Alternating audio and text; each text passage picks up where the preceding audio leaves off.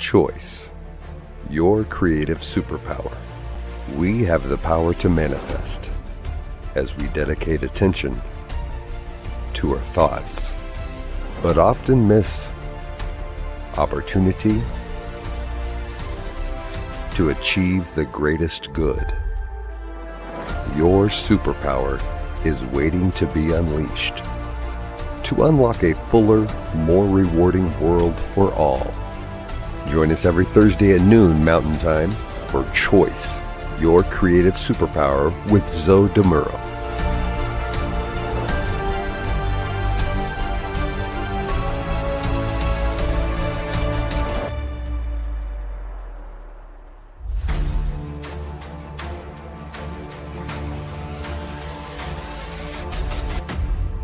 And now, here's Zoe.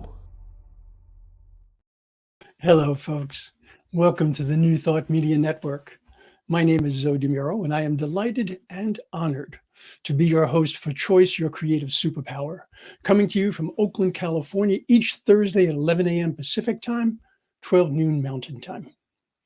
We are here to explore how you can wield your superpower for the greatest good and co-create your most fulfilling life experience. For those of you who are coming back, it's great to see you here again. And for you first-timers, welcome and thank you for tuning in. I'm a religious science practitioner with the New Thought Media Network, as well as a transformational coach. My ministry as a practitioner and my mission as a coach are to help people live their lives to the fullest. Today, in episode 46, we'll be exploring the relationship between choice and control. Control. Something we want to be in, something we worry we're out of, something to gain or lose, something to take or give up, something that allows choices, something that prohibits choices. I am now going to take control of the right glasses. There we go. Now I can see you. According to the dictionary, as a verb, to control is to order, limit, or rule something or someone's actions or their behavior. As a noun, it's the act of controlling something or someone or the power to do so. What do you control? What do you want to control? What don't you want to control? What are you afraid you can't control? And what are you afraid you have to control? Your perspective on control can provide tremendous benefits, as well as significant pain and suffering, frankly. It's probably not at all surprising that control is at times a choice and at other times not so much. There are likely far more times in our lives when we cannot exert control, even if we wanted to.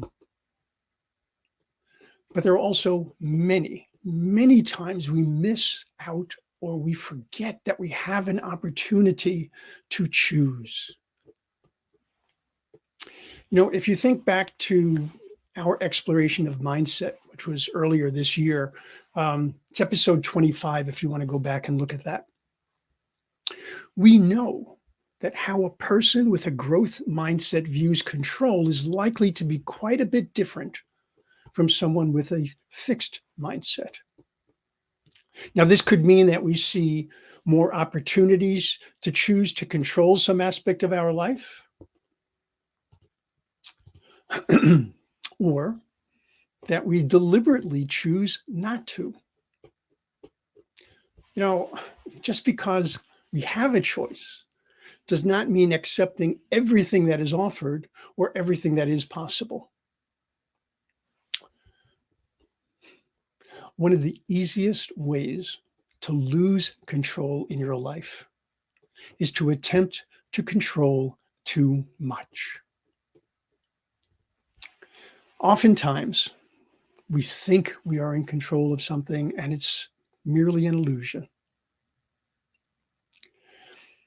If you only choose to participate in activities where you are in control, there's a good chance you'll either wind up doing very little or way too much, or, as I said, simply ignoring the truth that control in certain circumstances is indeed an illusion. There is one choice regarding control that is always yours. Always. The choice to act or react to a circumstance or condition, regardless of its origin. You can't always control what happens to you, but you most certainly can choose and therefore control how you experience it, what importance you give it, and how you will respond to it. So, if we have the ability to choose how we respond to those things over which we have no external control, how does having control or being controlled change things for us? Do they provide more choices? Do they provide fewer choices? Well, let's go back to the question I had asked earlier. What do you have control over? Now, for each of us, this is going to garner very different responses. Completely depends upon where you are in life, your relationships, so many different factors. In my own life today, I know that I have control over far less than I used to think I did. But I also know that there were many things in my earlier life that I could have had control over. And quite honestly, I should have had control over, but I did not. Now, without a doubt, this goes back to my days as an active alcoholic and addict, when the use and abuse of alcohol and drugs were literally primary importance in my life, in my so-called life, as those addictions pretty much trumped everything else. That near total lack of control led to many choices. The whole idea of choice and thinking that you're in control is not always true, because the choices that I made at that time in my life, so many of them were distasteful, immoral, illegal, and dangerous to the point of literally being life-threatening. I'll tell you, when I was able to get out of that deep, deep hole, when I was able to get out of that chasm, the only way I could say that I was in control was through decisive actions. I couldn't simply not drink and not use drugs. That would not change behavior. That would not change the way that the disease affects. No, I had to do something positive. I had to do something very specific and actionable. I had to choose each and every day whether I would remain clean and sober. I had to decide where I was going to go, with whom I was going to spend time, how I was going to view people around me. Even viewing the world. When you stop using drugs and alcohol, you notice other people who are. And you think about all the relationships that you formed, and you think about all of the things, the lies that you told, and all of the incredible environment you tried to build around yourself to protect yourself. None of which, of course, works. But as of today, it has been, got to write this down, 15,399 days because it's always one day at a time. That's 42 years, by the way. It is no longer a struggle. It hasn't been a struggle for a very long time now, but it is still a choice, and one that is fundamental to my ability to be in control of my life in any way.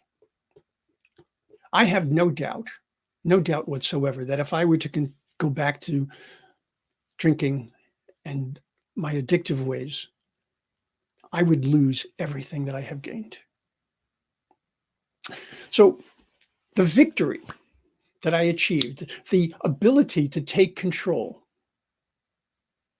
with a lot of help, a lot of loving, supportive people, and with my relationship with my higher power, most certainly. But that ability to take control presented me with not only many more options in life, many more choices, but it also showed me that I can control other aspects of my life, things which would make a very big difference in my recovery. So my nutrition and my physical fitness, for example, really important. When I finally came out of that chasm, I'm 6'2". I weighed 130 pounds. That's not very much weight, folks. I mean, you take a look at anyone you know who weighs 130 pounds, all right, and then stretch them to 6'2". I was a mess. So being able to look at nutrition and physical fitness made a big difference, all right? And being able to deal with those things and having success with them led me to seek out a more fulfilling life than the one I had been caught up in, because I was basically just waiting to die. And now I had the opportunity to live.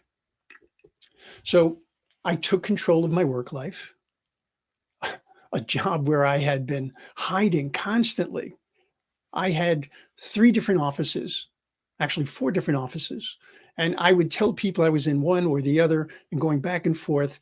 And I would find ways to hide all of the terrible things that were going on in my life. But it was time for me to come clean. It was time for me to make a real difference. It was time for me to go from simply making believe that I had a job to having a real job, and then going to have a full career, and then eventually having my own businesses. Perhaps even more importantly, I was finally able to take control of my spiritual life, and I began a journey of enlightenment, which has provided rewards that have been so far beyond anything I could have hoped for years ago. And believe me, it continues to amaze me as I continue on this path that there just doesn't seem to be any limit. I was curious to consider what factors affect our ability to control or be in control. So I looked at a variety of things. The first one that came to mind, maybe not surprisingly, is age. Now, obviously, as a child, we're given very little opportunities to exert control over much of our lives. And that makes perfect sense. I mean, we have so much to learn about ourselves, to learn about our relationships with others, to learn about our relationship to the world. However, every opportunity that a child can be encouraged to take control in a healthy and productive way can serve them so well as they mature. So, a choice for parents when we think about control is to consider ways in which to develop a healthy ego and focus. Now, this is for your child, right? To develop a healthy ego and focus on not only external control, but also internal or self-control. Now, barring any condition which might prevent a child from exhibiting self-control, this is a skill that needs to be developed just as we would any other skill. And it has lifelong benefits. For those of us who are raising teenagers or have raised them, we know that control can become quite a struggle as our teen tries to navigate that gray zone between child and adult. It is a parent's responsibility and opportunity to work with their children to bring about the most harmonious experience possible. Yeah, I know. If only the process were as easy as just speaking those words. And there are no tried or true universal methods to do this. We're all unique individuals, as parents, as children, and we all see life through our own lenses. Nevertheless, it is well worth the effort. The more autonomy that you can realistically and safely give your child, the greater the possibility of success in many aspects of their life as they mature. In fact, I would say having a healthy and appropriate sense of autonomy can lead to greater maturity. And then we get to the other side of age. When our loved ones or ourselves are at an age where we might feel out of control because of cognitive or physical decline. Once again, if you are a caregiver for someone dealing with these issues, finding ways and times for autonomy can be quite comforting and admittedly quite daunting. I think of the times that I was working with my older sister as she was getting closer to her transition. There is very little that you can do for a person, but what you can do can be tremendous. All right. Being able to be a witness, being able to be a comfort, being able to listen, to hear, to be present, fully present, makes a huge difference. It allows an opportunity, it allows a safe space, it allows a sense of comfort in the moment. And that, for that person, can be a sense of control. Aging, aging well can be a real challenge. Now, for myself, I certainly dislike that there are physical challenges that I didn't have to face before, and they now limit me at times. But I also recognize that I have control over more, once again, than I would have thought. I'm very fortunate. I'm so fortunate in so many ways. I've been a physical trainer and a performance coach for decades. And the knowledge and experience that I developed allowed me to put together ongoing programs and regimens to rein in the physically limiting effects of aging and stay as vital and energized as possible. And when I was working with clients, I loved working with older clients. I loved working with people who were working out not so that they could play sports, but so that they could enjoy their time with their children, with their grandchildren, with their great-grandchildren, so that they could go into the city, they could go to shows, they could enjoy being out in life, not isolating. Control. Now, putting aside physicality, control can definitely be a tremendous issue as we age. There's a very interesting inverse relationship between choice and control.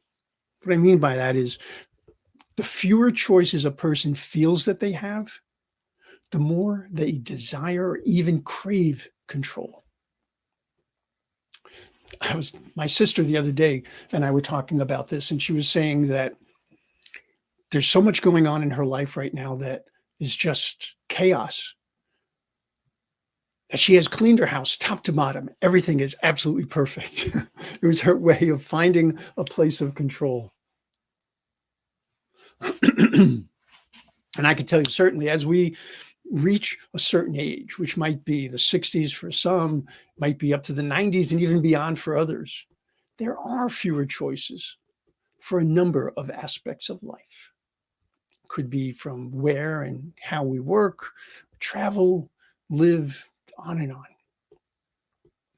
Now, you have to know, given the nature of this show, given the nature of our topic, choice, your creative superpower, that we often do have more opportunities to make a choice than we might imagine. So I encourage people to become adept at recognizing those opportunities, those choice points. Now, on the other hand, trying to control those things which are truly out of our control not only is counterproductive, but it's making a really poor use of two of our most precious resources: time and attention. Time and attention. And quite honestly, that last point about the use of those precious resources, that's true regardless of age, regardless of circumstances. Time and attention, those are precious. Which means that control, as much as we might think it means to take something on, can mean just as well letting go. Letting something go or not engaging in the first place. Now, the converse of all that, feeling that we do have choices, can give a greater feeling of control. Sometimes. When my kids were young, if we went to a toy store, there was this one toy store in particular, KB Hobby. I remember it very well, so many years ago. We had one objective besides their making up their Christmas list, no matter what time of the year it was. It's like, oh, this would be great for Christmas. That would be great. But we had this one objective, which was they could pick out one toy. Now, yes, it was within my budgetary constraints, of course, but having so many choices as they walked around the store and they looked at all these different things, at times it would frustrate them. And it wasn't uncommon for them to come to me and say, you choose. It became a very interesting, teachable moment. We would discuss the pros and cons of each choice. I would give control back to them. Made a big difference. Another factor that has a profound effect on control is gender inequality, which certainly goes beyond simple bias, as limiting as that might be. In many societies and cultures, men are considered to be naturally the leaders, and women are seen as being in nurturing or supportive roles. That bias, that inequality can be extremely damaging. And it can have a lasting effect on a person's view of their own autonomy, their opportunity, and their sense of control. Likewise, racial bias and inequality bring their own damaging effects. You know, it's unfortunate, but the list of factors that bring about such inequality, it's extensive. Most likely because those who see themselves as being in power fear losing control.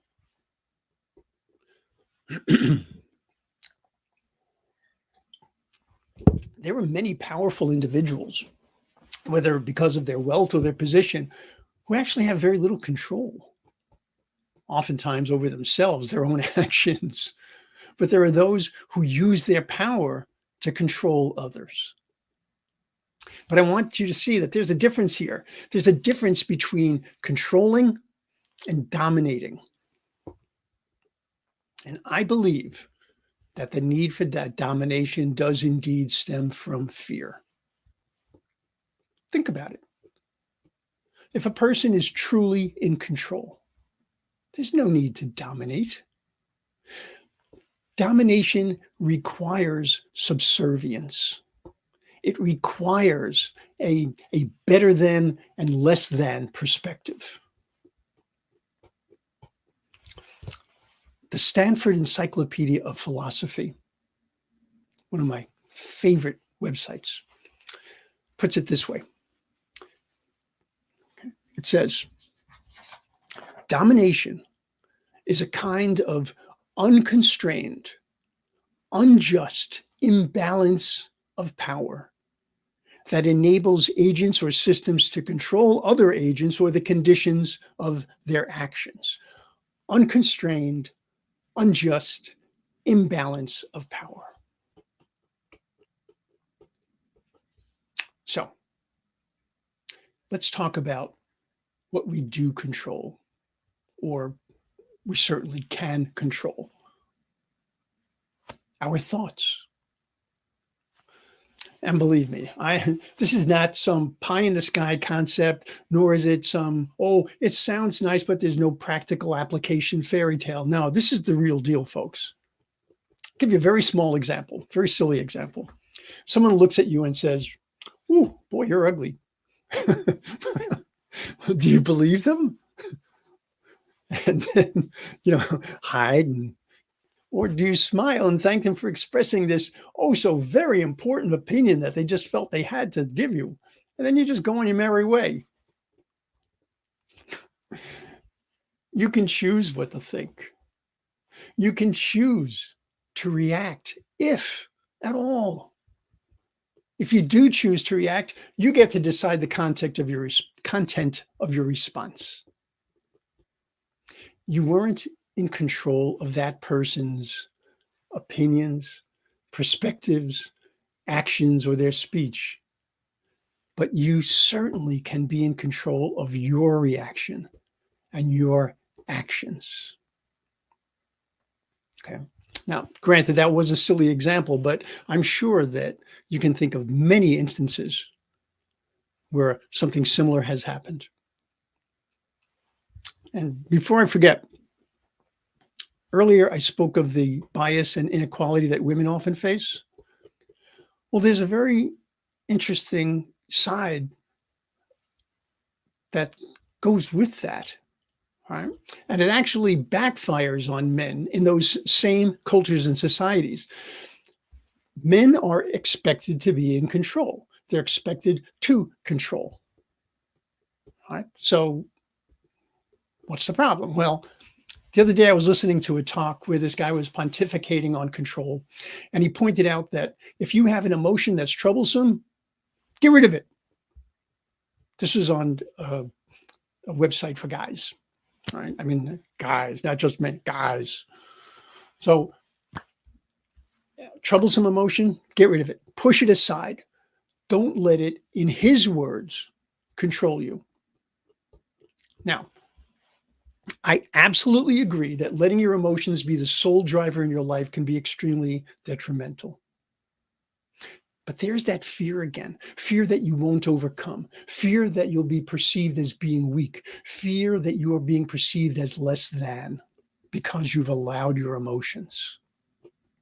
Now, I say it takes strength to face your emotions. It takes strength to be sad, to grieve, to be angry without being filled with rage, to allow for happiness, to allow for joy. That is being in control of your emotions, not ignoring them, not denying them, but embracing them, embracing all of them for what they have to offer, what they have to reveal, how they inform your life. There's a book called The 5 Invitations. Absolutely, truly engaging book. This was written by Franco Stachewski. And in his book, The 5 Invitations, one of those invitations is welcome everything, push away nothing. That's control. Well, folks, that'll do it for today. But I'd love to hear your thoughts around choice and control. Send me an email. Let me put up my email address here. There we go. Oh, I forgot to say that this is what we were doing today. Episode 46, Choice and Control. Okay, so you can connect with me at this email address, zodemuro@gmail.com. Always interested in hearing your thoughts, your thoughts on a topic, or to hear your thoughts about topics that you would like me to cover in another show. And I would love to have you as a guest. All right. So send me that email and let's see what we can do. Excuse me. I truly appreciate your spending time with me this week. But I would also suggest that you go to ntmedia.org because there is so much that we offer. A typical Thursday, for example, at 12 noon Pacific time, that would be 1 p.m. Mountain time. You can check out Finding the Joy in the Journey with the magnificent Reverend Gina Calvario Krupka. At 1 p.m. Pacific time, that's 2 p.m. Mountain time, we have the Vibrant Living Hour with the ever-engaging practitioner, Ken Ludwig. And of course, 7:15 p.m. Pacific time, 8:15 p.m. Mountain time, we have evening prayers. So whether you're looking for prayer, for meditation, information, discussion, we've got it. And we do what we can to bring the joy and message of New Thought to the widest audience possible. So if you can, recognizing that it takes not only time and talent, but it also takes treasure to present all of this, please go to ntmedia.org/donate. Help us make the world a place that works for everyone. Everyone. I look forward to seeing you again next week. And until we meet again, choose well, choose wisely. Namaste. Choice, your creative superpower. We have the power to manifest as we dedicate attention to our thoughts, but often miss opportunity to achieve the greatest good. Your superpower is waiting to be unleashed to unlock a fuller, more rewarding world for all. Join us every Thursday at noon Mountain Time for Choice, your creative superpower with Zo DeMuro.